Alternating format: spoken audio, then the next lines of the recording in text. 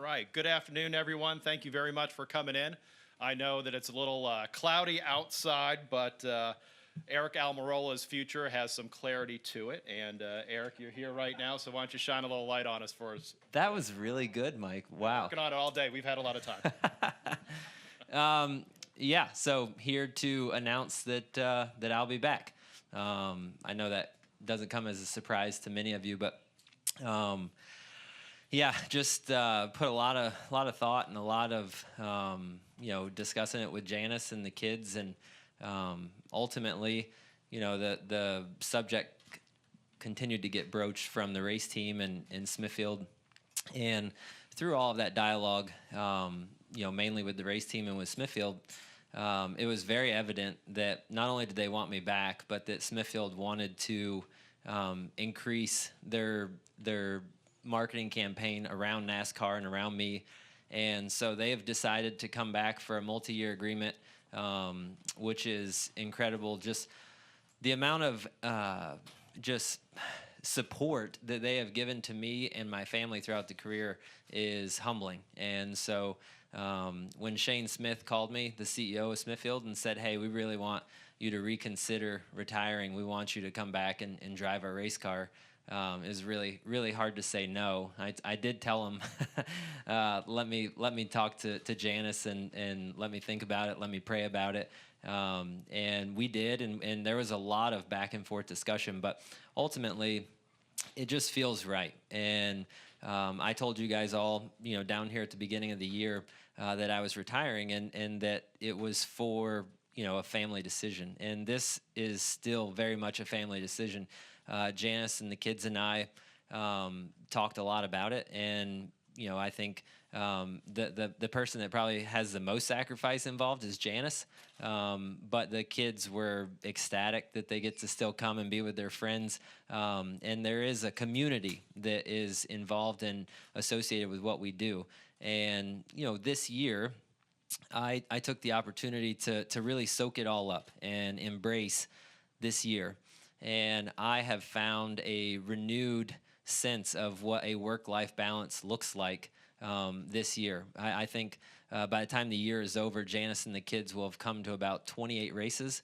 I think many of you might not even come to 28 races. So it's been really good for us to find that balance, and just everything has worked out to make it make sense for me to be able to continue to race, with the kids' activities, and we've moved some things around to where they're doing most of their activities during the week, and there's school that they're involved in now. Friday's a satellite day to where they have to work. They work and they turn in their work on a computer, and so they're literally sitting in the bus right now as I'm here talking to you, trying to finish up their schoolwork. So our family dynamics changed, things have changed, and it just feels right, and it feels like a blessing and a wonderful opportunity to continue to do what I love to do. And I think I made that very clear when I announced that I was going to retire, that I wasn't retiring because I didn't enjoy racing anymore. I was retiring because I was willing to make a sacrifice for my family. Because ultimately my family is the most important thing to me. Winning races and making money and all of those things, I was willing to make that sacrifice to make sure I was being the husband I needed to be and the father I needed to be. And through this year, Janice and I have just found a wonderful balance to where I still can be the husband that I want to be and the father that I want to be. And we did some really cool stuff this year, and we forget, or at least I forgot, just what a wonderful opportunity it is to be a race car driver. Not only do I get to do what I love to do, but we get to travel around the country and go to all sorts of different cities. And so we took that opportunity this year. We went to the Arch in St. Louis. We went to the stadium where the Cardinals play. We've been to baseball games in Philly when we were in Pocono. We went to a Detroit Tigers game when they were playing the Tampa Bay Rays in Detroit when we were there for Michigan. We've taken family road trips between Phoenix and Vegas. We went to Zion and hiked, and we've just really taken this year to kind of embrace it and soak it all up. And I think as a family, we're not ready for it to end yet. All right, we'll go ahead and open it up for questions. We'll start with Kelly and then Jordan and then move on along.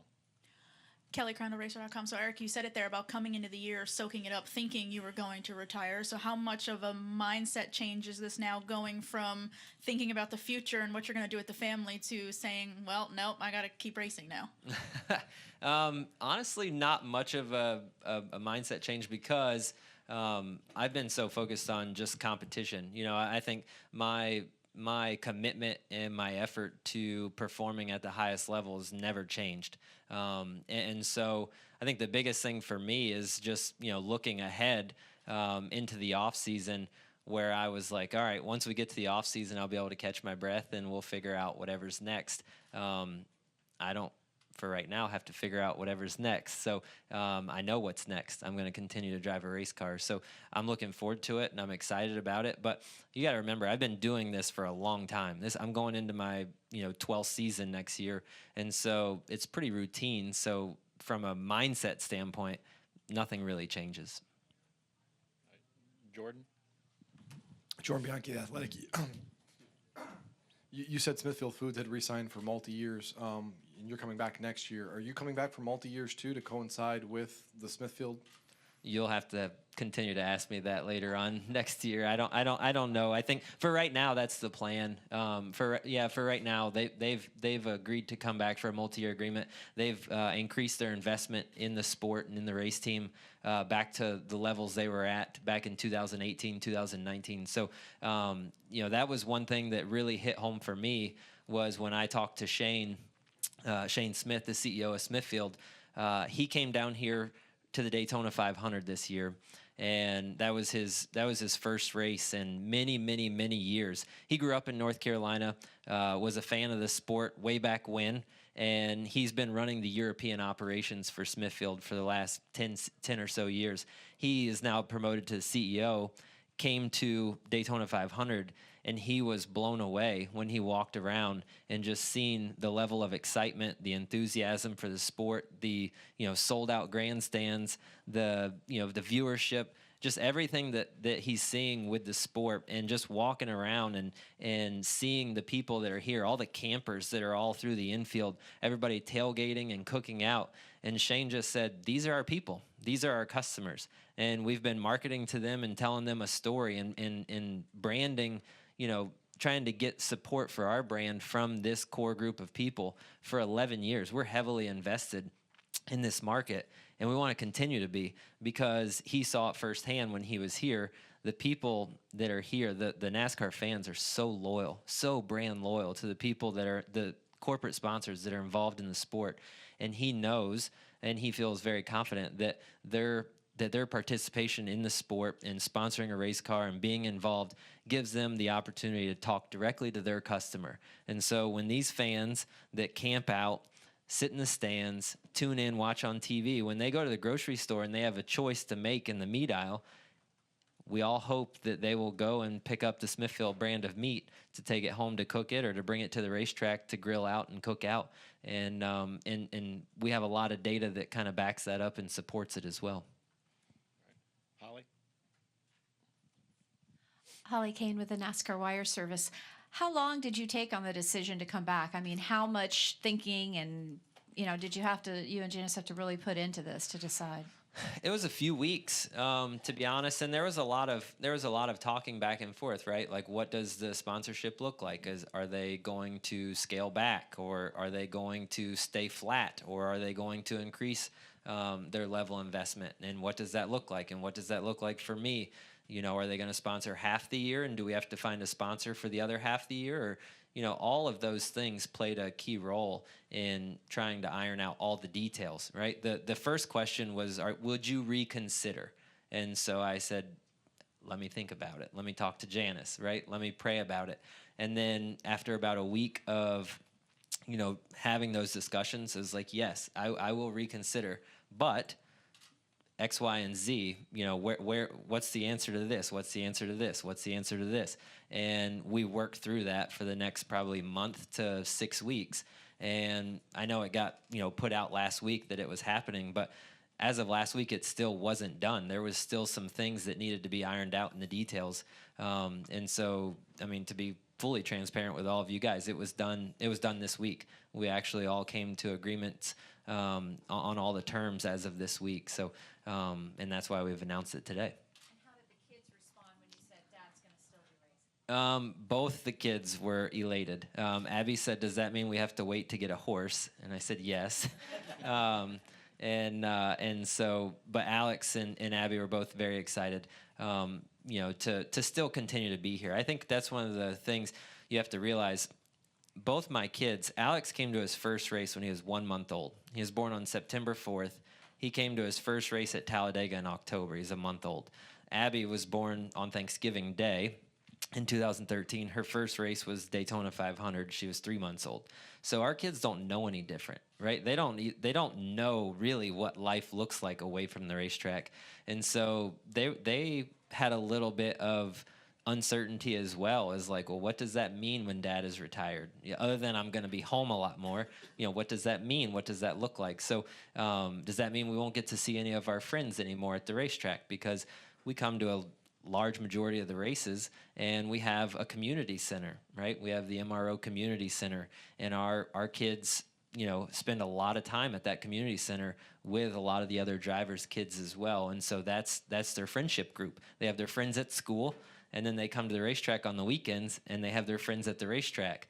And so they were nervous, to be honest. They were nervous about what it looked like once we were done racing. Would we never get to see our friends again that were at the racetrack? So they were happy. They were happy to find out they were going to get to keep coming. Greg? Greg Engel, Forbes, congrats on coming back. You kind of answered this, but was Smithfield the tipping point when they said, "Come on, we'll re-sign"? Was that the tipping point? Absolutely. And I think that's one thing for me that has been just a huge blessing for me and personally and professionally. Smithfield has been the primary sponsor on my race car my entire Cup career. And so to continue to have their support and their backing is just awesome feeling, to be their guy, to be wanted. Like, I truly feel like I am part of the Smithfield family. And you have to remember, I've been part of Smithfield for 11 years. In that 11 years, they've been through 4 CEOs. We've been through multiple different marketing executives and executives throughout the entire executive level office. So I feel very ingrained there, and I feel like I've done my part as an ambassador for their brand to build relationships, not only with the key people, but the entire organization. Because as things move and shuffle and change inside their organization, it's still never wavered, their support of the sport and of me.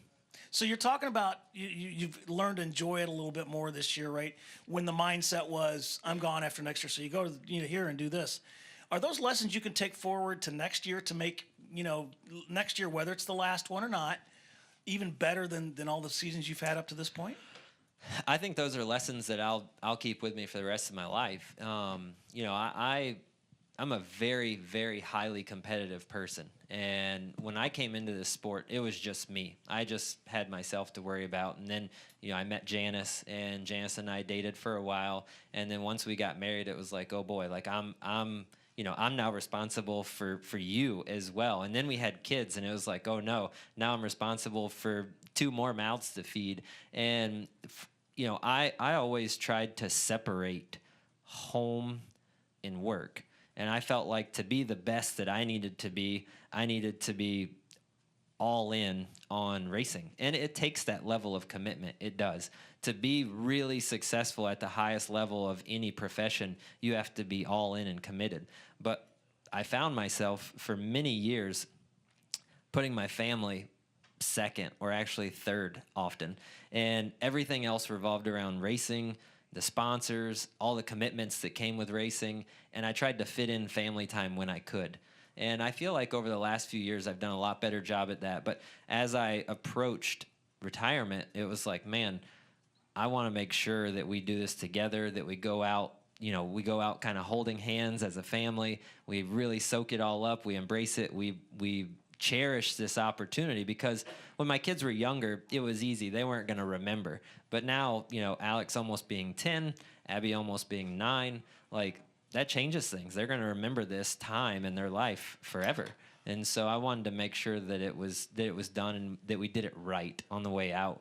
And yeah, I think for the rest of my life, I'll take those lessons learned and make sure that I don't sacrifice being a great husband and being a great dad at the expense of being a professional, and vice versa. I don't want to sacrifice being a great professional at the expense of being a poor dad or poor husband or absent one. Bob Pockers, Fox Sports. You said that obviously Smithfield was an important part in your signing. I'm curious, were they an important part in your original decision? I mean, there was a lot of talk like that they probably wouldn't even be coming back. And was there any part of you like, look, I don't want to like try to start a new relationship with a new sponsor, so this will just be the last year, and then me and Smithfield go out together? Absolutely, yeah. That's a fair question, Bob, and I think that is very much a factor that was weighed in. Was where are they at? They were going through a transition period as well, into from the current CEO to a new CEO. They weren't really sure. Shane was just coming in and was trying to get his bearings. And from my standpoint, I had reached a point to where Alex was still trying to go-kart race on the weekends occasionally. We were playing flag football on Saturdays. I was watching go-kart races on FaceTime videos. I was watching flag football games on FaceTime videos. I was watching Abby horseback ride on FaceTime videos, and I was sitting at the track in my motorhome. So you take those things, you weigh them out, and I was like, man, what am I doing? Like, do I really want to continue the grind? Do I want to continue being gone from my family 40 weeks a year and hustling to find sponsorship money and, trying to put all this effort and focus into studying SMT data and constantly, going here, going there for sponsors and doing media, requests and all these things that you have to do. And I'm not complaining about it because I have the coolest job in the world and I've signed up for it and I've loved every minute of it. But it is a grind. I'm telling you, it is long. It is a long year. It is a lot of work. And so I just found myself kind of at times going like, what am I doing? And things changed for us, right? We got our kids into a school where Fridays are satellite days so they could travel with me. Alex on his own decided that he was wanting to play baseball. We signed up for a baseball league where his games are on Tuesdays and Thursday nights. I haven't missed a single baseball game. Our circumstances in our life have changed to where it just made more sense to be able to stay out here on the road and continue to do what I love to do and my family still be a part of it. We'll go Lee and then right over here to Chris. Does Alex have any interest in racing? If he was sitting here right next to me, he would say yes, and I think he does, but we've kind of pumped the brakes on that for right now. He's really, really into baseball, and it's been so fun for me. I played baseball all the way up to high school, and growing up in Florida and a little Hispanic community, every Hispanic kid in Florida plays baseball year round, and so did I. And I predominantly played baseball and raced as well when I could. And as I got older, racing become more important than baseball. But for me, as his father, I have so much fun going out in the yard and throwing the baseball with him and going to baseball practice. I'm actually the assistant coach on the baseball team. And it's just been so much fun to be out there on the field with the kids. And so Mom and Dad are still pushing baseball pretty heavy. Plus, it's way, way cheaper. Yeah, we can play baseball for a whole year for what it costs for a set of tires. And is Drew going to stay the course with you, or are you guys kind of, locked in together? Yeah, I think Drew will stay the course with me. I don't want to speak, for the race team and speak for Zippy, but as far as I know, Drew will stay with me. Drew has been a wonderful addition to the race team. He's such a great team leader, and the guys on the team love him. I really enjoy working with him. It's been a lot of fun working with Drew this year. So I think, as far as I know, that's the plan. It would be news to me if it wasn't. Great. And one final question right here. Chris Gollin with News Daytona Beach. I'm right over to your right, Aric, in the corner over here. Oh, gotcha. How's it going? First of all, congratulations on coming back. And I wanted to ask. It's safe to say you've taken some pretty nasty hits over the years, not the least of which put you out of the 43 for a few weeks in 2017. I was wondering if you could speak to what role that played, if any, in your decision of whether or not to hang it up. Yeah, I mean, every time we strap into a race car, right? There's always a risk involved, but I've known that since I was a kid. Like, there's a risk involved when you get in a go-kart. There's a risk involved when I, modified raced or late model raced. So I've always known that, and that's the risk that I've always been willing to take because I love to race so much, right? The adrenaline rush for me and the thrill of competition has always outweighed the risk factor, and that still remains the same for me. Obviously, when you do get older, you have more people dependent on you. Right now, I have a wife that depends on me. I have 2 kids that depend on me. So circumstances certainly change over the years. But for me, I still accept those risks as a race car driver and want to go out and perform and compete. That thrill always just outweighs the risk. Yep. All right. Thank you, everyone. It's been a Yep. great day Thanks, in the guys. motorsports industry, especially here in NASCAR. And on behalf of Smithfield and Stewart-Haas Racing, very happy to be a part of it. Thank you very much.